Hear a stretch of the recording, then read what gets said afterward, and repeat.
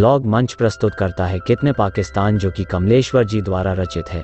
कितने पाकिस्तान कमलेश्वर का लिखा हुआ एक प्रयोगवादी उपन्यास है। इस उपन्यास को 2003 के साहित्य अकादमी पुरस्कार से नवाजा गया था। यह उपन्यास बाकी उपन्यासों से कई मामलों में अलग है। पहला, इसमें सामान्य घटनाएं जैसे उपन्यासों में होती हैं नहीं हैं, बल्कि ऐतिहासिक घटनाओं का लेखक के नजरिए से वर्णन है। दूसरा, पात्र बहुत कम हैं। ऐसा कहना भी सर्वथा उचित ही होगा कि मुख्य पात्र समय है, क्योंकि सारा कथानक उसी के इर्द गिर्द घूमता है। उपन्यास में सदियों से चले आ रही हिंसा और मारकाट के प्रति गहरा क्षोभ है। पात्रों की इस कमी को इतिहास के प्रसिद्ध व्यक्तियों को कटघरे में लाकर दूर किया गया है।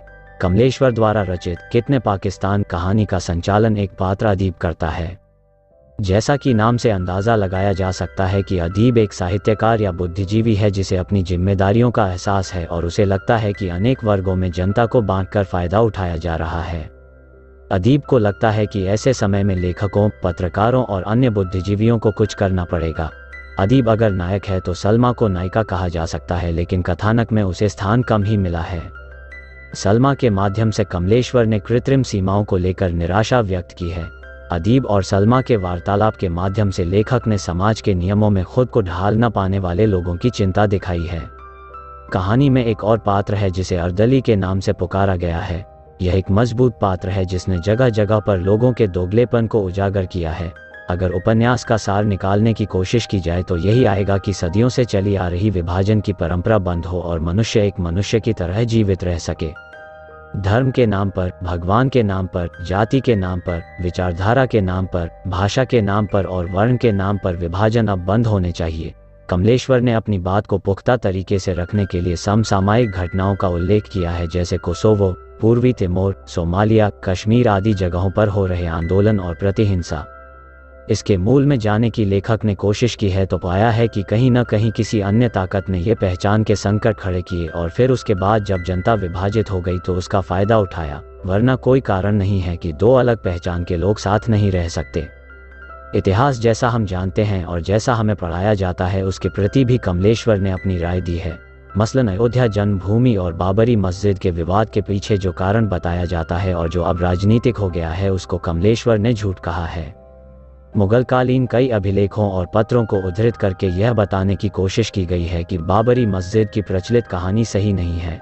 अगर यह सत्य है तो यह एक रुचिकर बात है कि इतिहासकारों का ध्यान अभी तक इस ओर क्यों नहीं गया, और अगर गया भी है तो यह विचार मुख्यधारा में क्यों नहीं आ पाए। कमलेश्वर ने यह बताने की कोशिश की है जनता को बांटकर रखने से उन पर नियंत्रण करना कितना आसान हो जाता है। अगर कोई शासक लोगों को साथ लेकर चल नहीं पाता है तो वह धर्म का सहारा लेकर शासन करना चाहता है। कमलेश्वर ने यह बात दारा शिकोह और औरंगजेब के बीच खींचतान को केंद्र में रखकर दिखाया है। उपन्यास में वामपंथी विचारधारा के तत्व देखने को मिलते हैं और पश्चिम की व्यवस्थाओं के प्रति गुस्सा देखने को मिलता है। इसका कारण यह भी हो सकता है कि सामंतवादी विचारधारा को भारत में लाने के बाद यहाँ जनता की स्थिति खराब ही हुई है। पूंजीवाद और उसके द्वारा लाई गई व्यवस्थाओं के प्रति कमलेश्वर का रुख बहुत उत्साही नहीं रहा है। साथ ही साथ धर्म के उपदेशकों को समस्या का एक भाग माना गया है, जैसा कि हमने औरंगजेब के प्रसंग में और अन्य जगहों पर देखा है।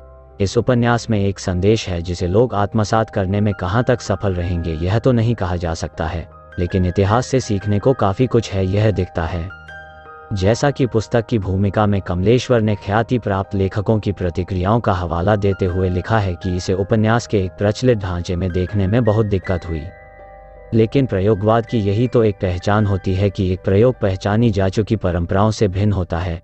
एक लेखक ने पुस्तक की समीक्षा करते हुए इसकी शब्दावली को आसानी से ग्रहण करने वाला बताया है और जैनेंद्र की भाषा से तुलना करते हुए इस समाज के ज़्यादा करीब पाया है। मैंने जैनेंद्र को तो अभी तक नहीं पढ़ा है, लेकिन कितने पाकिस्तान ज़रूर बोलचाल की हिंदी का प्रयोग करता है जिसमें उर्दू के शब्द भी हैं और तत्सम भी।